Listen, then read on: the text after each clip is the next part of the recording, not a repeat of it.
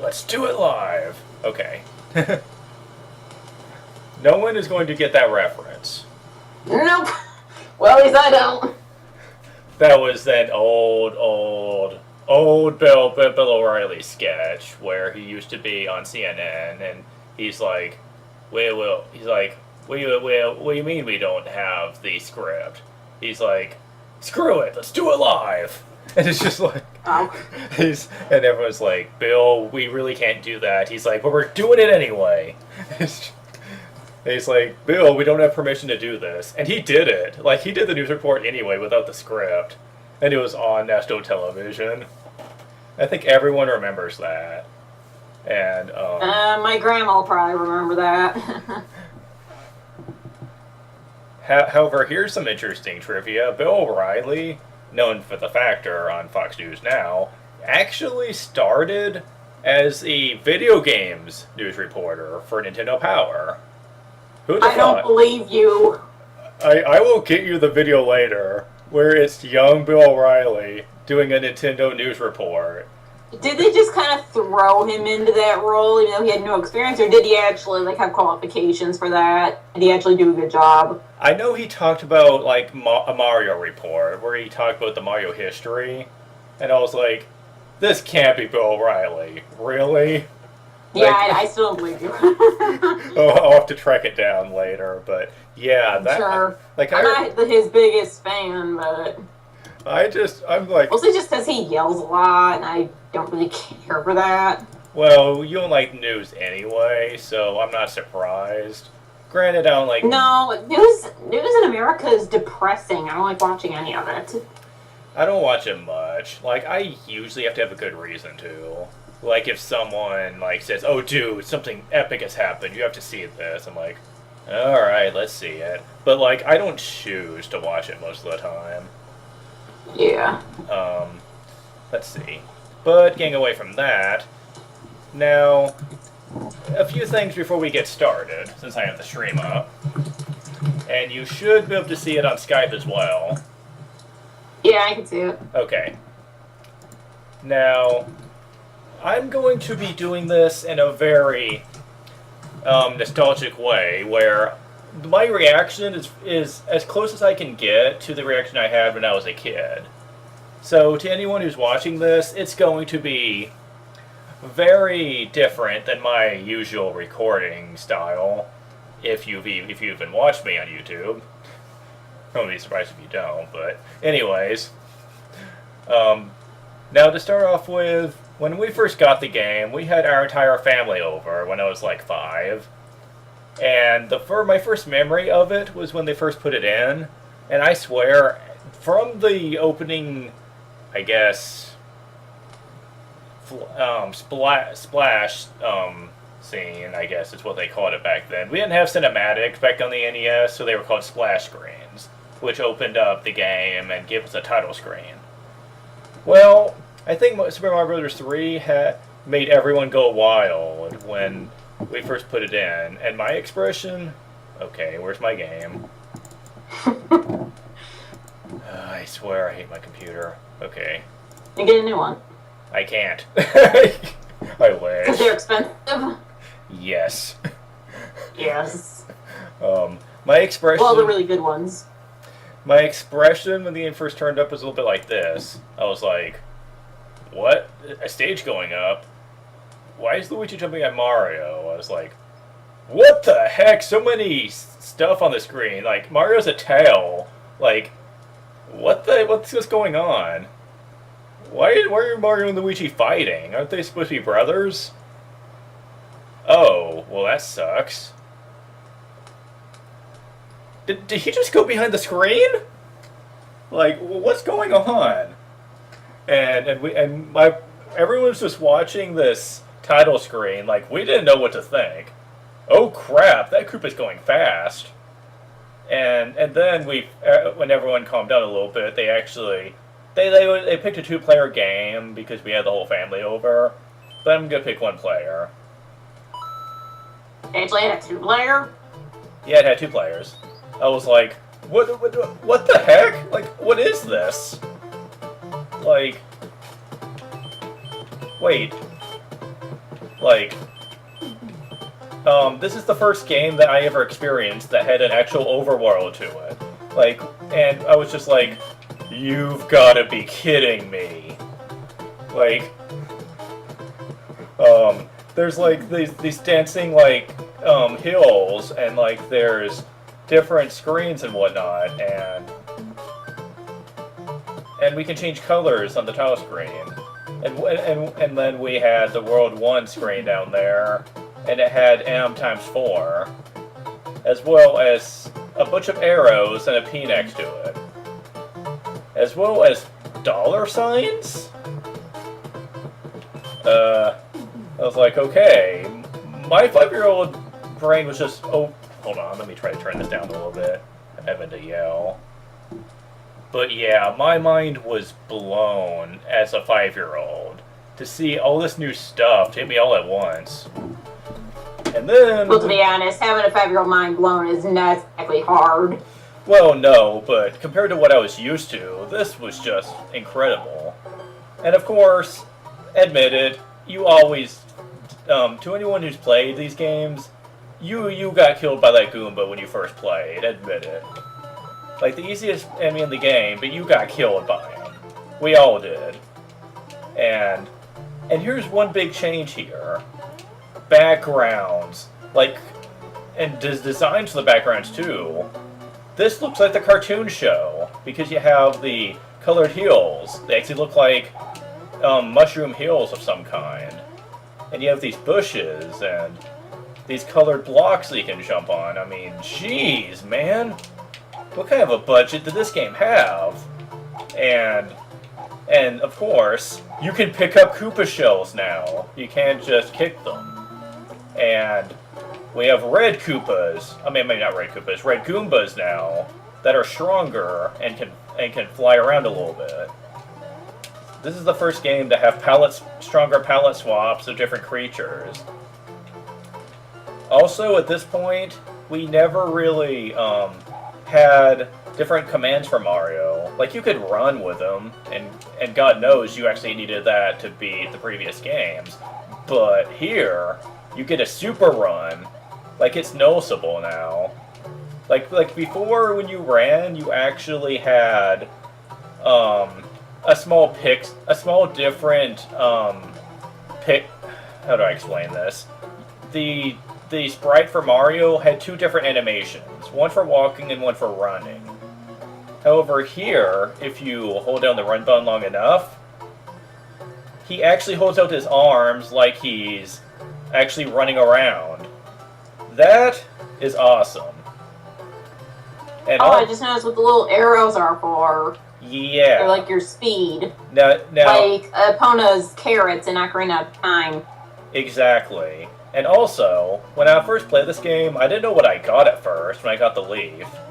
I was like, when I was jumping around trying to dodge that red Goomba, I was like, wait. Well, what the heck? I can float? Unbelievable! And it took me a while to actually realize this because I didn't know I didn't know to read instruction manuals. But I also, once I experimented with the controls a bit, I actually did this. I was like, I can fly? Oh, and at this point, I think I almost wet myself because I was just like, I can fly in the air. Like, I can skip an entire stage. Well, I messed that one up, but you can skip an entire stage if you have enough room to move around. And then you get to this black area, which actually kind of scared me at first, because everything was going black. And I was like, huh, what's this? At first I thought it was an anime. Why is it black? I don't know either, but... And I was just like... At first I was trying to attack it, because I thought this was like a boss or something. But no, this is the... this is the flagpole of this game. Some weird colored block that will give you a prize. That, when you collect 3 of them, will actually give you a bonus. depending on how well they match, you can get an even better bonus by doing so. And at this point, I was just like, I spent all night playing this game when it first came home. They came home with it. Me and my grandma both did, and just, I was like, wow. And at this point, I was like, what the heck happened? Like, the coins just turned into solid bricks. And then we came in here, and I'm like, whoa, the bonus rooms are so dark now. Like, wow. I mean, they were kind of dark before, but... And different music plays, and it's kind of foreboding, too, when you hear it and you go to a bonus room. It adds a different kind of atmosphere than what you would normally get. And then, if you hit some of these note blocks, they will bounce you up, and I was like, what the... What? Like my movement's being skewed. Like, what's going on? And... They don't really seem to serve much purpose. Oh, they do, trust me. Their purpose is to screw you up. Because the Oh, okay, I'm sorry, they do have a purpose. The motion on it is hard to get used to. I was like 5 when I first played this game. So I died so many times from getting bounced around by the note blocks. And it was just mind-blowing just what they accomplished. Let's see. Yeah, just checking. And at this point, I was trying to do some more exploration. And then I found this.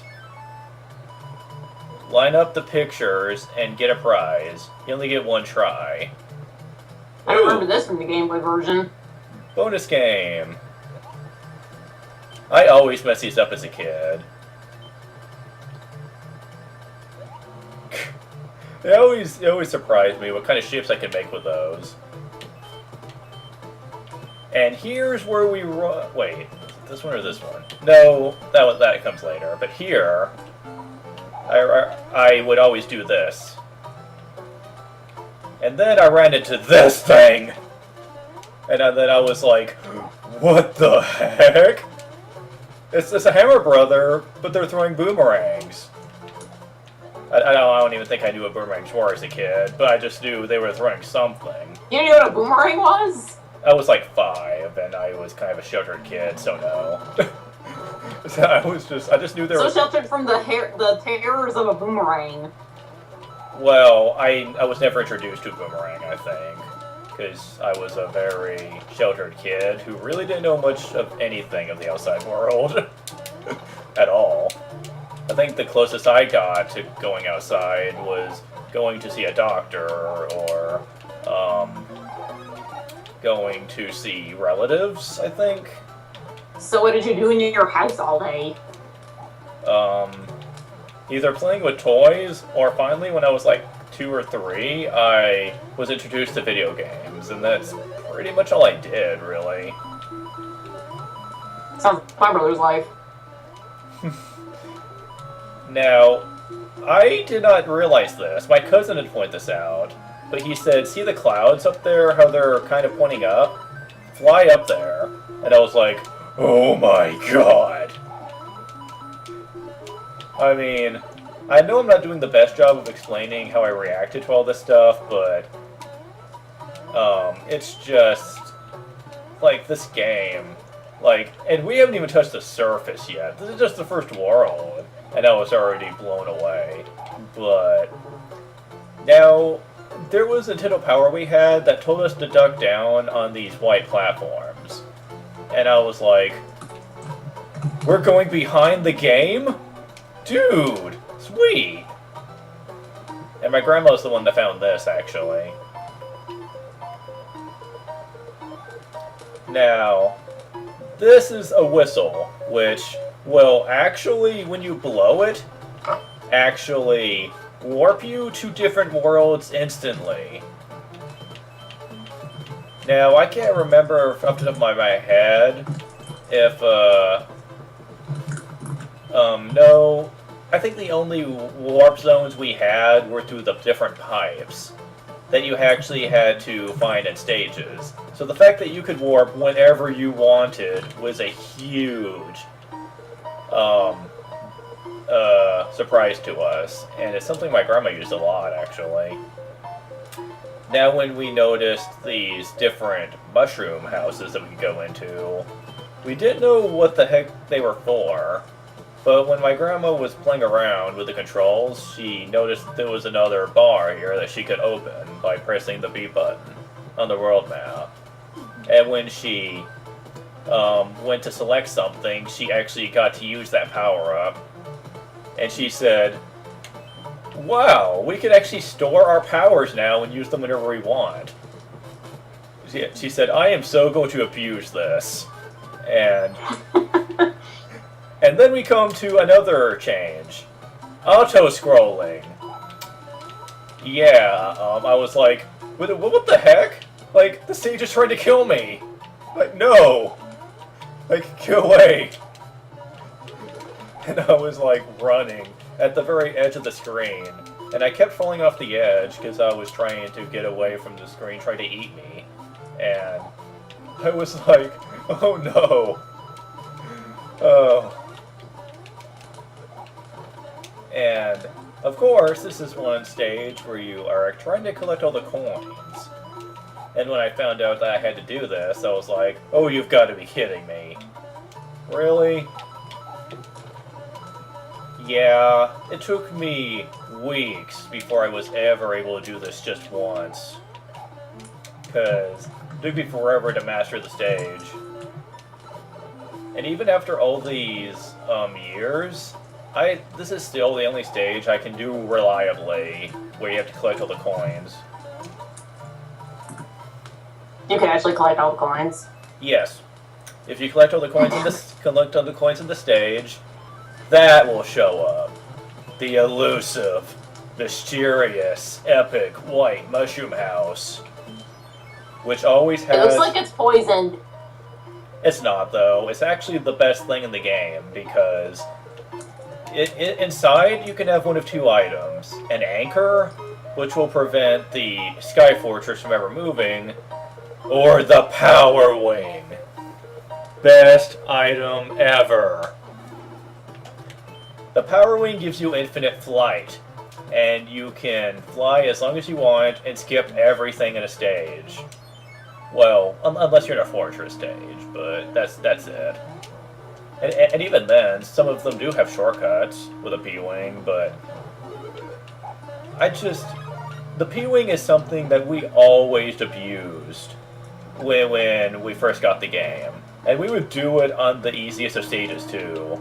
So that... Okay, wow. That actually sounds like something I would have done when I was a kid, is fall in the lava like that, but yeah, I still... Okay, now I'm just being reckless. Okay. Okay, Tesla. So you're being Johnny. Oh yeah, I'm so being Johnny. Wait, will my audience even know who Johnny is? We're talking about Johnny from the Super Gaming Brothers. I will post a link in the description, because if you guys have not seen him, you should. Because he is epic, hilarious, and just downright skilled. So yeah, he's pretty awesome. And I need to... Yeah, him and his brother. Yeah, him and his brother. What's his name again? Elliot. Elliot, yeah. Hey man, I'm not sure if that's a brother or a friend. Now, I did not know about this either. Jesse, my cousin, is the one who actually found this. How, I have no idea. It's not like he looked it up in a guide or anything. But he found this. And when he got to the far right, he pressed up, and it takes you to a secret area with another warp whistle. That makes two you can get just in the first world. Let's see, do I have save states? Let's see, save states. What's the save state button? Oh, it is A, okay. It's just not showing up. Now, if you use a warp whistle, it plays the Zelda 1 sound for some reason, and will let you go to any order of your choice in the first row. Now, due to a glitch in the game, if you use a Warp Whistle while you're in World 9, the Warp Zone, it will actually skip the second row completely and take you to World 8. People who have went into the coding said you're not supposed to be able to do this because it's supposed to just take you to the next row, but because of a single line of code that was typed in wrong, it actually does this, and is something that fans have been abusing ever since. Now, in future installments of this game, I think they fix that. I at the very least know they did in the Game Boy Advance version. Also, another trick I didn't know about when I was a kid. If you hold down on slopes, you just slide down and crush everything. Even enemies that shouldn't be able to be crushed, like these guys, whose name I can't remember off the top of my head, but... Oh, this is nice music. Oh, you can hear it very well? I can hear bits of it. It sounds nice. It sounds jazzy. Yeah. Yeah, I've always been a fan of jazz tones in video game music, but very few games use it. But, I didn't know about these pink, note blocks. When I first played the game, I just thought they were miscolored blocks. But, these will actually take you to the coin heaven, as we called it. And this is a place that not only gives you a lot of coins, but one-ups as well. So every time we found it, we took advantage of it. Because I died a lot when I was a kid. So any place that give me lives was wonderful. However, there is a bonus to actually getting a game over. You see, well, I wasn't expecting that, but okay. When we, get a game over and you got any mushroom houses, the person who actually got the mushroom houses, when they got the game over, will respawn the mushroom houses, but you'll keep the items that you haven't used yet. So, if you wanted to have lots of items, you could just lose lives over and over again, and keep getting mushroom houses to get items in your item box. Yeah, I totally didn't abuse this when I was a kid. Because, yeah, once I get past World 1, then the game starts getting a bit more difficult. I don't need to abuse it now, but back then I was not near this skilled. And while the Mario games were never really known for being too easy, this one in particular was difficult, especially in World 3. Oh, World 3. Yeah. The water stage. Or world, should I say, not stage. Also, I didn't realize this till I watched Game Theory, but he proposed that the entire world of Super Mario Bros. 3 was a stage show. And he brought up that it looks like these platforms are held up by suspension wires. I went through my entire life not even seeing this, so that was incredible. Now, there are some stage designs in this game that kind of reward you for being risky. Because normally only a daredevil would even try to build up speed on these tiny ledges to get enough speed to fly. But if you do, then you get some coins. You're really cutting out for me. Oh, I am? Yeah. I apologize. I'll try to fix that. Well, I'm not sure if it's you or the internet. Well, it's not the internet, because my signal's still pretty good, so it's probably Skype. Let me go ahead and fix that.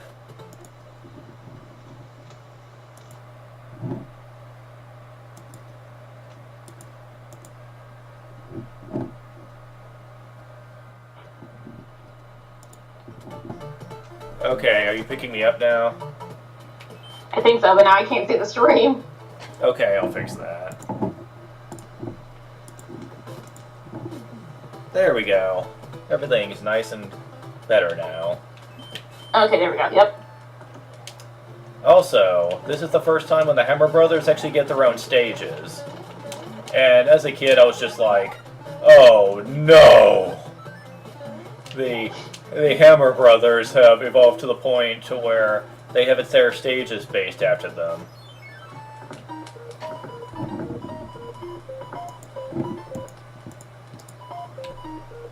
Now, the contents in chests are purely random. Also, for some reason, when you throw fireballs in a peaceful area like a mushroom house, they're green colored instead of orange. I never really got that.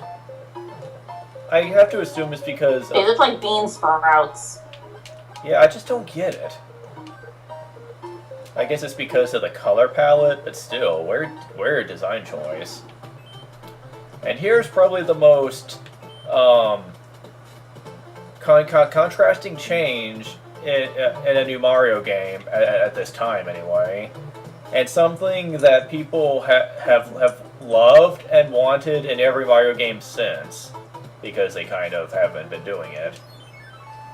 And that's the Koopa Armada, where like they've used magic wands to change all the kings of different lands in the Mario Kingdom to animals. And they have each Koopa kid has pretty much taken control of a different nation. So we have to go through all the different nations, which are all in their own territory, and get the magic wands to change them back. And in each one, we have to go on an airship of doom. Each one commanded by a different Koopa kid. And let me just say, compared to what we were used to, this was so epic it defied explanation. The fact that they had an entire armada of airships that had cannons, bullet bill shooters. And they also had later ones would even have lava traps. They would have auto-scrolling segments, which were meant to crush you if you weren't fast enough. And how did I get hit there? But and if that's not bad enough, the Koopa Kids were pretty dangerous themselves, wielding powerful magic through the wands they carried, so you had to be careful around fighting them.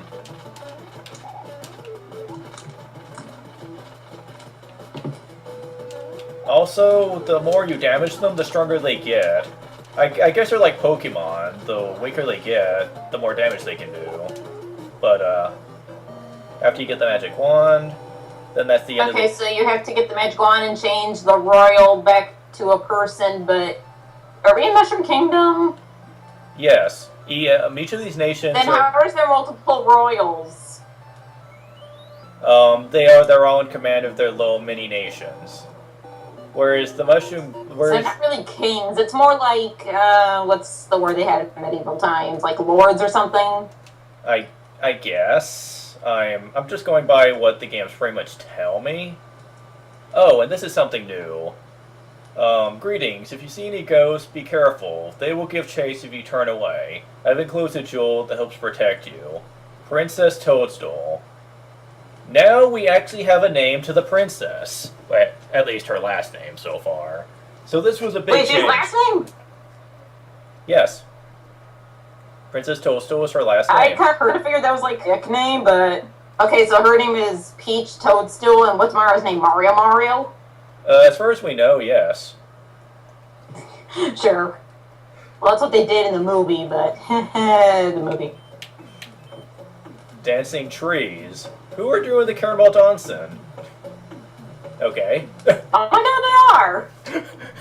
I went my whole life not even knowing that until I saw someone introduce it to me.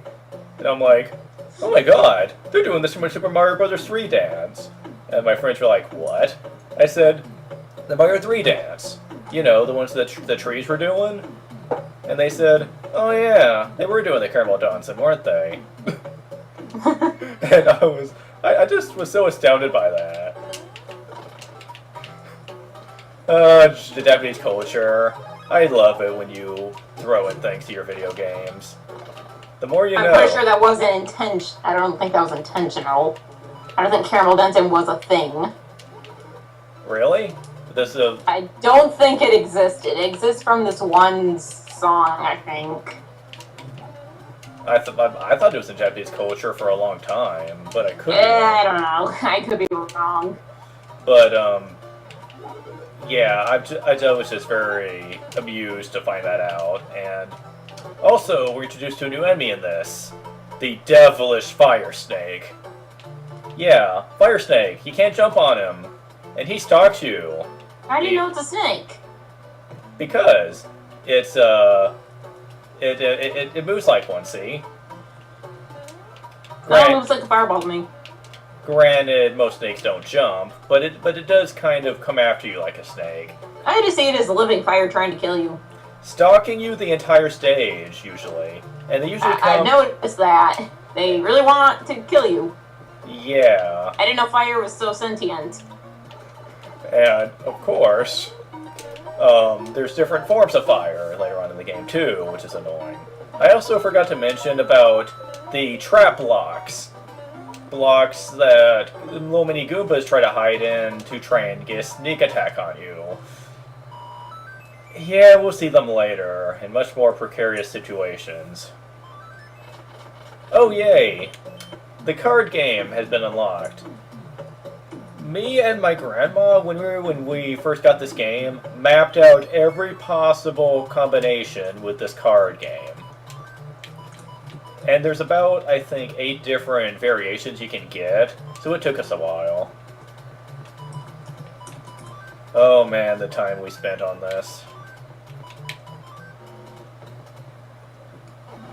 Every 80,000 points, you will actually be able to play that again.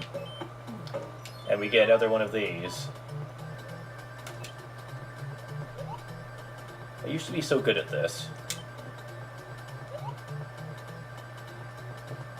Trollment of Muth, here we come.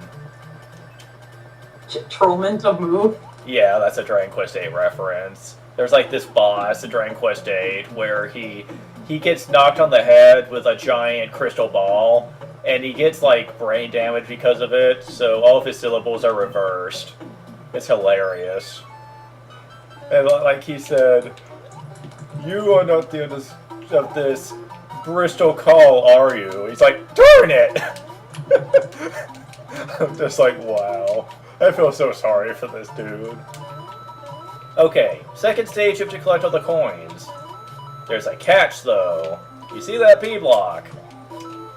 Yeah, the coins that they count are these bricks. And you only have a certain time limit to get all the coins from the P block. So, yeah.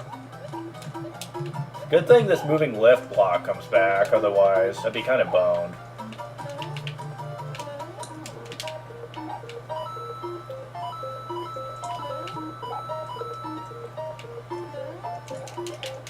No! No! Duh. One away. Man, I hate that last part. But yeah, if you got this White Mushroom House, you would get the anchor. Which really is... Wait, what? What? But I forgot a coin! How did it appear? Hey, the game's gonna give it to you. Take it. Okay, never mind. I guess if you're off by one coin, they give you a freebie. The more you know.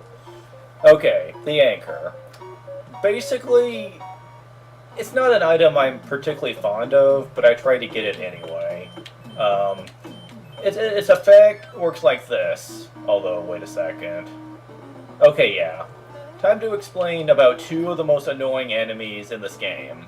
The dry bones, you can't exactly kill. They're immune to fire, and in this time of Mario's timeline, you really didn't have any other powers that you could take advantage of. So they're pretty much invincible.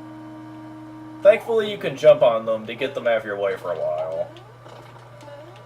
There is kind of a one-up trick involving jumping on 3 of these at once, and I will try to demonstrate how you're supposed to do it, but... oh crap. Let me try to get them a little closer to each other.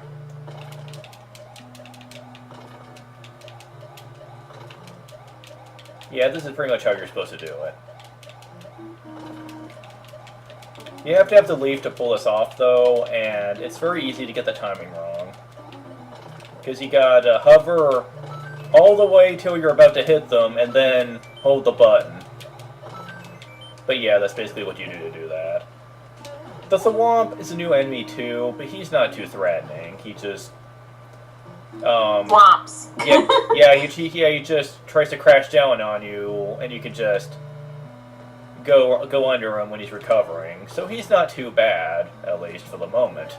I like how Mario's design. He looks like a fat plumber. That's, Honestly, in other games, he looks skinnier. Yeah. I'll get to that, I assure you. This is the enemy I was talking about. The Boo. The Boo. Yeah, at this point, they weren't the cute and cuddly version. And here... Yes, they are. No, They're cute. Maybe when you're, like, looking ahead of them, but here, it's just like they have this evil grin that didn't quite get better until, I think, Super Mario 64, but... I think they still look cute. They look like they have the same face to me. I don't know. It might pick up to personal taste, but they are evil as far as enemies are concerned. The only thing that can kill them is the hammer suit, and you don't get that till, like, I think World 6. So until then, you cannot kill them, and they will stalk you throughout the entire game.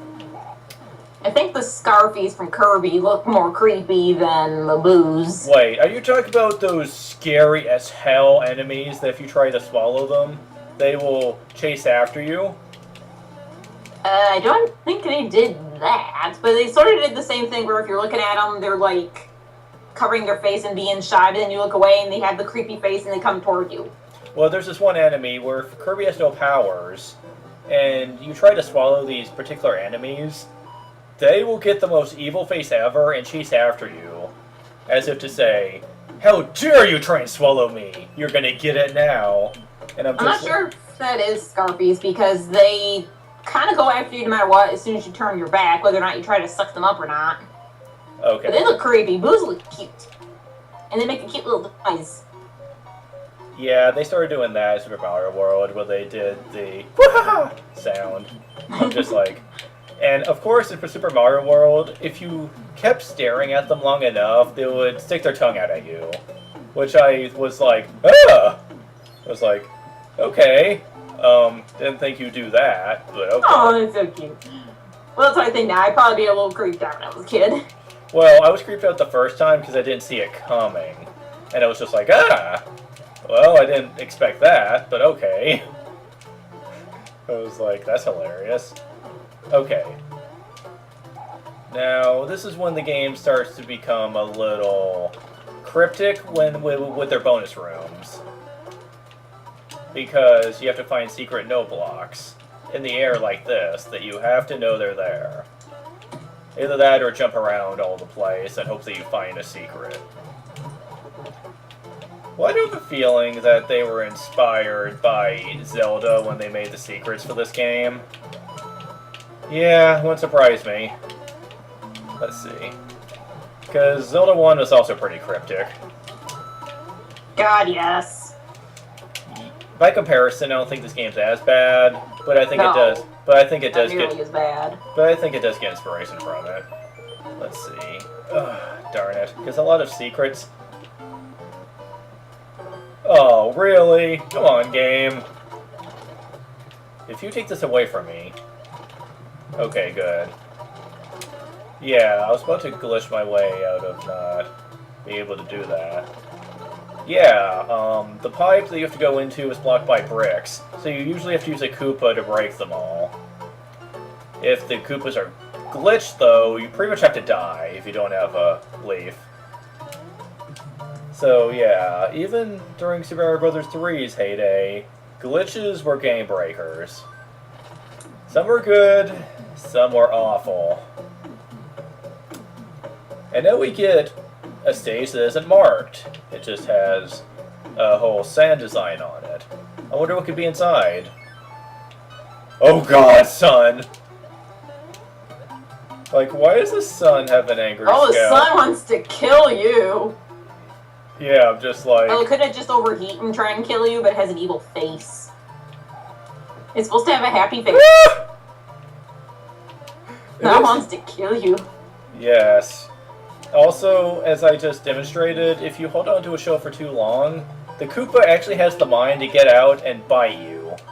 You just killed the sun. You just threw the whole ecosystem into terror. Congratulations. Okay, you're complaining about that, but you're not complaining that Majora's Moon crashing down doesn't have catastrophic consequences. It does. Well, They show it having consequences. no, I mean aside from falling on the planet. Like the moon falling should have the entire city of Termina should be underwater just by the moon falling that close to the land Oh, the mass. gravity alone should mess everything up. Yeah, it should. But that's also like an alternate dimension where things are different. So, and this is also Mario, where there's Mario. So you can kill the sun, sure, why not? Kill the moon next. Oh wait, that's Link's job. Oh man, if you thought the moon in Majora's Mask was creepy, I should show you the Nintendo version of Majora's Mask. That's even creepier. The Nintendo? What do you mean? Nintendoh. It's a Flash series that Kerbofer made, where he pretty much takes all the different Nintendo franchises and just cracks jokes at them, like he does Mario, Zelda, Earthbound, Star Fox. Let's see what else. He does Metroid. And heck, even a snake from Metal Gear makes an appearance in it, in the Samus one. So that's pretty interesting. Oh yes, everyone's quote-unquote favorite enemy, the Chain Chomp. Can you pick him up? No, you can't, unfortunately. Oh, that doesn't happen until 64. Yeah, you can't do that till 64. However, I'm going to demonstrate an Easter egg with a Chain Chomp. Apparently, Nintendo was very, proud of the Chain Chomp too, because, the Chain Chomp was actually created based off of a dog that actually bit Miyamoto when he was a kid. So, they explained... So he's thought as a giant, like, metal thing with huge teeth on an iron chain. Yeah, that's how we pictured the dog when he was a kid, when it bit his leg. Aww. He pictured, like, the dog that bit him, he pictured it as just a demon with, like, teeth, virtually. Now, if we wait long enough, we can see that the Chain Chomp is not wasting his time trying to come after us. Because if we wait long enough... Here we go.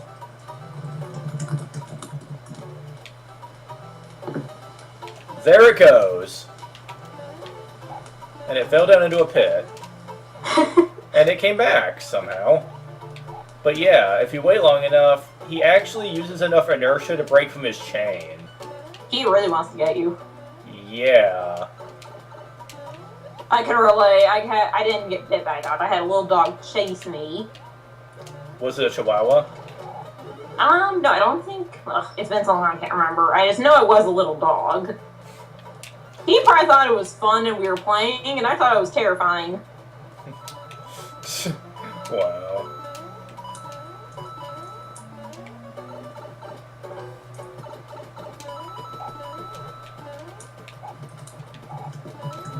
Oh dear. How am I supposed to get that? Darn it. Yes. Apparently, okay, never mind. Like, with some of these bonus rooms, though, Nintendo likes to be kind of prickish, because sometimes you have to have certain power-ups to use bonus rooms to your advantage. And... Well, they just gave you the power up to get it now. yeah, in this one, but later ones are not going to be so kind. And in this one, you get a leaf. Do I have time? No, I don't. Ah, didn't quite make it. Okay, that was cheap. Yep. Putting Oh, putting enemies near your gates. It gets worse in World 5, I assure you. And another one of these. Nintendo loves their gambling, I guess, because they love to throw these at you. It's quite ironic when you consider that when they make the Pokemon games, they actually try to limit the amount of gambling that you can do. In the remake of Second Gen, they took it out completely. Consistency. Nintendo is not a fan of it. But anyway. Yeah, and yes, I technically know, if anyone who comments on this is going to say, oh, but Tesla, Nintendo doesn't make Pokemon, Game Freak does. I'm well aware of that, but Nintendo has shown that they have creative rights to Pokemon, so I count it, okay? Darn it. I didn't quite make it up here. With my power-up. But yeah, Nintendo technically does own the rights to Pokemon. Game Freak is just a developer. So I still kind of blame Nintendo for that, taking the gambling out of Heart Gold and Soul Silver. That's one of everyone's favorite part of Pokemon, is messing around with the game corner. So yeah, fans were a little peeved that was taken out. Now, if you charge up a P-meter, short for power, without a leaf, you can keep the charge going while you run around, which can give you more distance. However, I still prefer having the leaf, so I can fly around. Whee! Okay. Let's, try not to get hit by the Boomerang Bro, shall we? I said, can we not get... How'd I dodge that? How? It went right over my head. It didn't hit you. I know. It's like it went right over my hair. I was like, wow. I don't know, just thinking of Mario having hair is weird. Even though I know he has hair. We got the hammer! The Megaton Hammer! Oh wait, no, that's Zelda, but this is pretty awesome too. Because Why doesn't it have the strength for the Megaton Hammer? It's just like, it gives him the power to break rocks in his way, to access secret passageways. Pokemon. Wait, what? It makes me think of when there was a bush in the way, you can have a Pokemon, like Bulbasaur or something, cut one that was in your way. Oh, that was grass. You needed strength to move boulders. But I do know what you mean there. A lot of these standard references will be used in future games. It's just amazing. What?!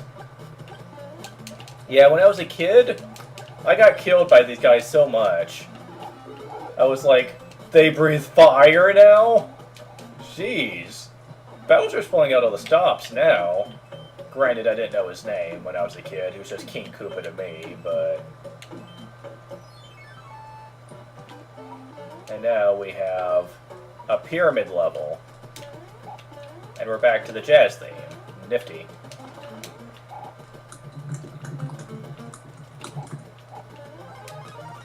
Wait, actually, no, this isn't the jazz theme. This is the cave theme. My bad. Although, they did kind of give this theme kind of a jazz remix of sorts, but I still like the other theme better.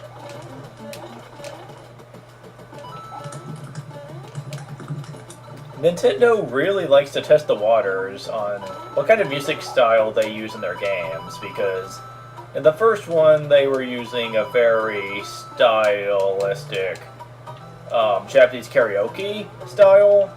In Mario 2, they used music from Doki Doki Panic, which was meant to be very cartoony and goofy and whatnot.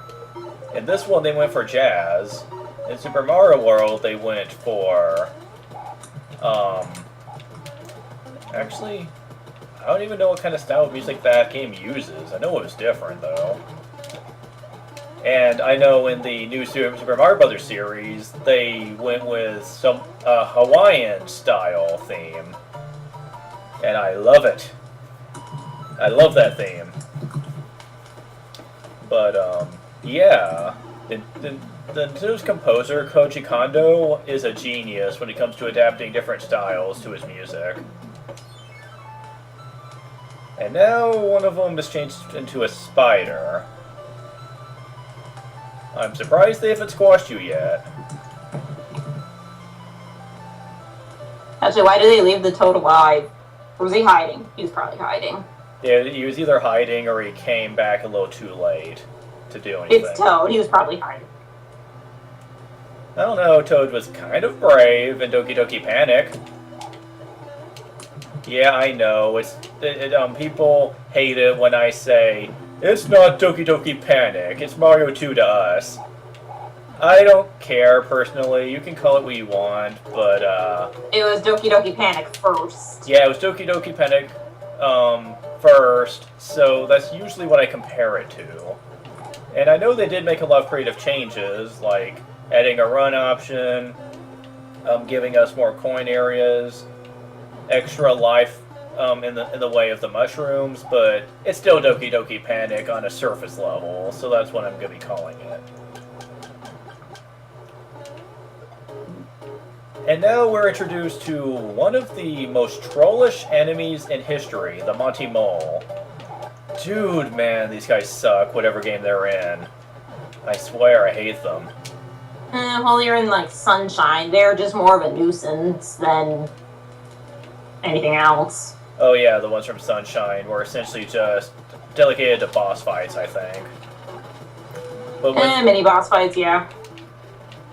They were really just more of a nuisance, like, oh, I can kill you easy, but let's just get this over with. yes, if you are skilled enough, you can actually defeat them using firepower. Though, I think it's easier just to jump on them. Also, on occasion, when the rod falls, it will be slanted and not straight. I don't know what I can do to influence that, though. Also, I'm surprised Mario even has any legs left after falling from the sky. He can breathe in space. He can do whatever he wants. Especially considering how fat he is. You'd think that amount of weight would just make the fall even more terrible. I don't even think weight has anything to do with the fact he should be breaking his ankles and legs. Well, I'm just saying, with as fat as he is, it would cause him to fall down at greater inertia, increasing the amount of injury he would have. But, yeah, Mario, video game logic, whatever. Greetings. You can stomp on your foes using Kuribo Shu. I have enclosed a jewel that helps protect you. Princess Toadstool. Princess? That's a cloud, not a jewel. Like we could get away with the P-Wing being considered a jewel, but that's a cloud. So, unless you are using clouds for currency, that doesn't work. Although that would be interesting, but whatever. Oh my goodness! Actual swimming physics. You could technically swim in the first game too, but... Hey, look, lifesavers. Yes. Those penguins look like lifesavers. And they're just there. Yeah. This looks like it should be algae. I think this is supposed to be some type of... what are they called? I know there's a real-life version of these things. Like, they're like these small, like, block-like things that you can step on at the beach. I can't remember what they're called. But that's what they're supposed to be. But, yeah, they look like donuts or lifesavers. And secret power-up.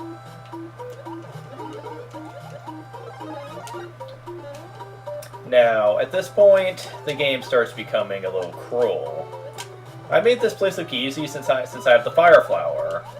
If you don't, though, yeah, the bloopers here will murder your face off. Yeah.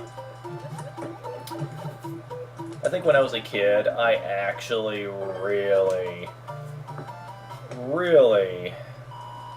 died in the water world. It took me like a month to actually beat it. Because of one stage in particular. Trust me, we'll get to it.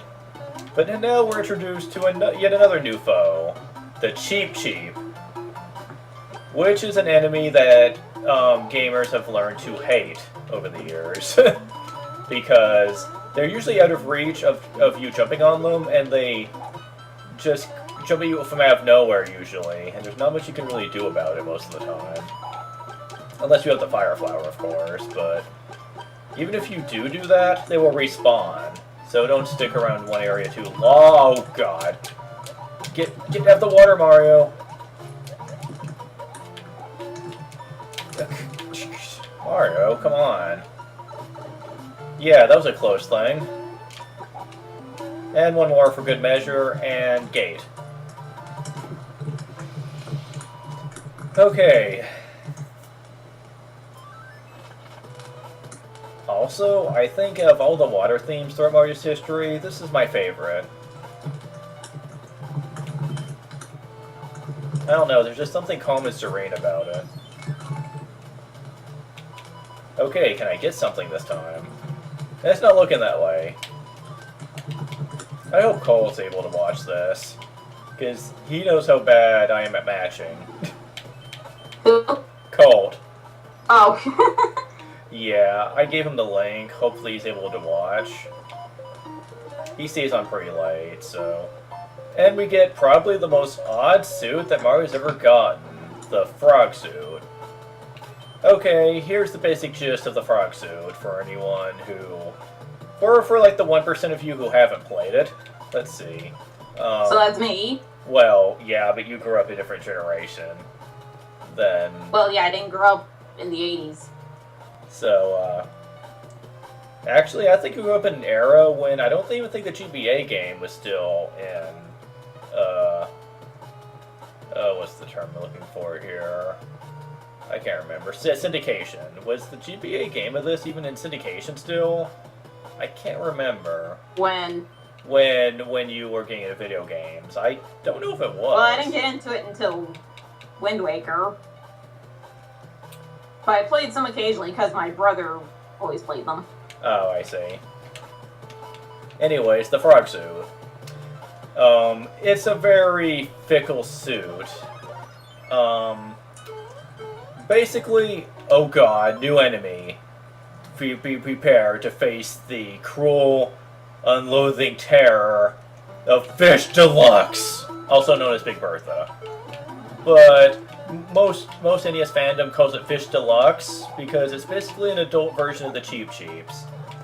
And I like that name better. what? I like Fish Deluxe better. Yeah. Now, Fish Deluxe is probably one of the hardest foes in Mario history, and it's got many incarnations. Fish Deluxe, then we get Spike in Super Mario 64, and then we would later get the, actually I don't even remember what the third variation is called, but it was in the remake of Super Mario 64, and it was in the new Super Mario Bros. Series. But they all basically are here for one thing and one thing only. To chomp on your insides till you bleed. You know, just for the sake of demonstration, I'm safe stating.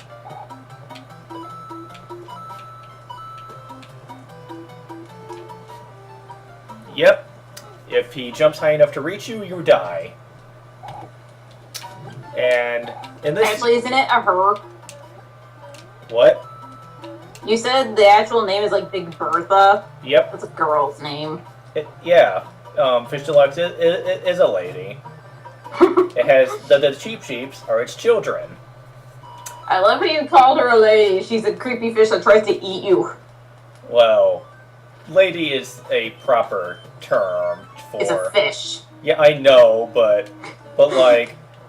But the term lady is essentially, if you're a gentleman, that's how you talk about, like, that's how you describe women, is lady. That's you trying to be a gentleman.